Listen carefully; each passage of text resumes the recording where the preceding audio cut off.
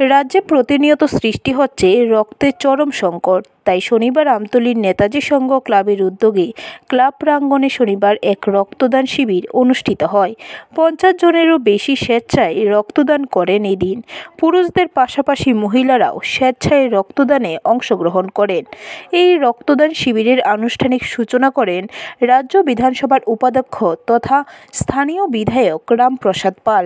এছাড়া উপস্থিত ছিলেন আগরতলাস্থিত রামকৃষ্ণ মঠ ও মিশনের মহারাজ শুভ কারানন্দ জি, ভোলাগিরি আশ্রমের মহারাজ মাধবানন্দ গিরি, বিশিষ্ট সমাজসেবী মান্তু দেবনাথ, ক্লাবের সভাপতি সুকুমার রায় প্রমুখ।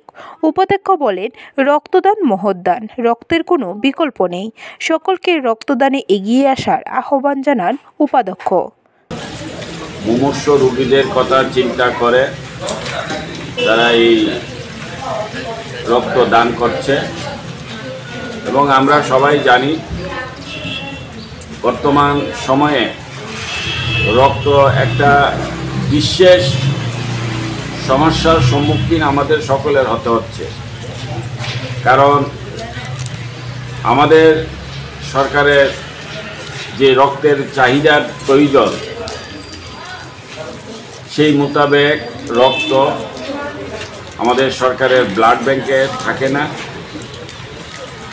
সেই জন্যে এই রক্ত দেওয়াটা অর্থাৎ যারা মুমূর্ষু রোগী তাদেরকে বাঁচিয়ে রাখার স্বার্থে আমাদের এই সমাজে একটা সকলের জন্য একটা গুরুত্বপূর্ণ দায়িত্ব এবং কর্তব্য। ব্যুরো রিপোর্ট, খবর ত্রিপুরা।